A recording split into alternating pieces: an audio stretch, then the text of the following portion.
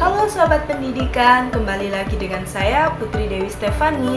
Di video kali ini saya akan membahas tentang supervisi human centered di era society 5.0. Langsung saja, mari kita simak.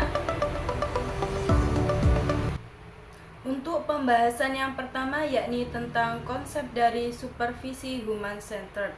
Supervisi human-centered adalah pendekatan pengawasan yang mana menempatkan manusia sebagai pusat dalam proses pembinaan. Fokusnya bukan hanya menilai kinerja, tetapi memahami kebutuhan guru, memberikan dukungan emosional, mendorong refleksi, dan membangun suatu kolaborasi.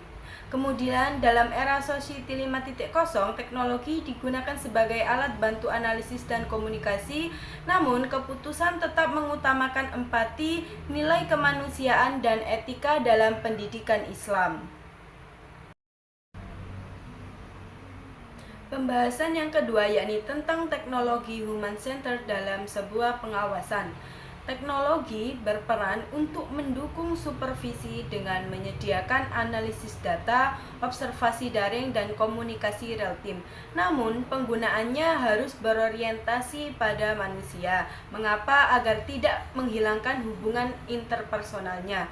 Untuk sistem seperti learning analysis dan dashboard kinerja dirancang dengan prinsip human-centered design (HCD) sehingga dapat membantu guru berkembang tanpa mengabaikan kebutuhan emosional dan profesional mereka. Untuk pembahasan yang ketiga yakni tentang implementasi supervisi human-centered di suatu lembaga. Implementasi supervisi human-centered dilakukan melalui empati, kolaborasi, dan partisipasi aktif guru. Supervisor sendiri yakni untuk memahami tantangan guru, merancang intervensi bersama, dan melakukan refleksi yang sifatnya yakni berkelanjutan. Dengan adanya teknologi seperti aplikasi supervisi digital dapat digunakan untuk mempermudah dalam komunikasi dan memantau, namun tetap menempatkan hubungan manusia sebagai inti dari pembinaan tersebut.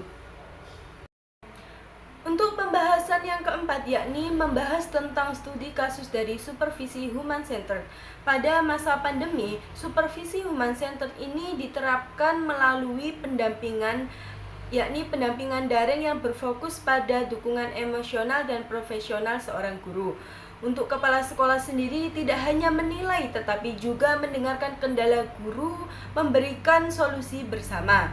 Pendekatan ini dapat meningkatkan motivasi, mengurangi stres, dan memperkuat hubungan kolaboratif antara guru dan supervisor. Untuk pembahasan yang kelima yakni tentang peran AI dalam supervisi human-centered. Artificial Intelligence atau biasa yang kita sebut dengan AI dapat membantu supervisor untuk menganalisis semua data pembelajaran, menetapkan kebutuhan guru, dan dapat memberikan rekomendasi pengembangan secara otomatis. Meski demikian, AI hanya berfungsi sebagai alat bantu. Aspek kemanusiaan seperti empati, kebijaksanaan, dan pertimbangan moral tetap menjadi peran utama manusia dalam pengembangan supervisi. Untuk pembahasan yang terakhir yakni adalah tentang bagaimana etika teknologi dalam supervisi pendidikan Islam. Penggunaan teknologi dalam supervisi pendidikan Islam harus berlandasan dengan prinsip yang amanah, keadilan, tanggung jawab, dan perlindungan untuk privasi. Teknologi tidak boleh menggantikan nilai kemanusiaan yang ada dan spiritualitas. Supervisor wajib memastikan keamanan data, keaslian informasi, serta pemerataan akses teknologi agar seluruh pendidik untuk mendapatkan kesempatan yang sangat adil. Dari semua penjelasan yang sudah saya paparkan sebelumnya dapat disimpulkan bahwa supervisi human-centered di era 5.0 menekankan pembinaan yang mana berfokus pada manusia dengan mengutamakan empati, kolaborasi, dan dukungan profesional. Dengan adanya teknologi dan AI digunakan sebagai alat bantu, bukan pengganti, sehingga supervisi tetap berlandasan nilai kemanusiaan dan etika pendidikan Islam.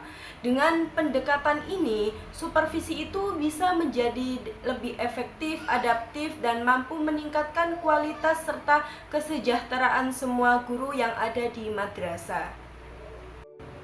Baik Sobat Pendidikan, sekian penjelasan yang dapat saya sampaikan tentang bagaimana supervisi Human Center di era 5.0.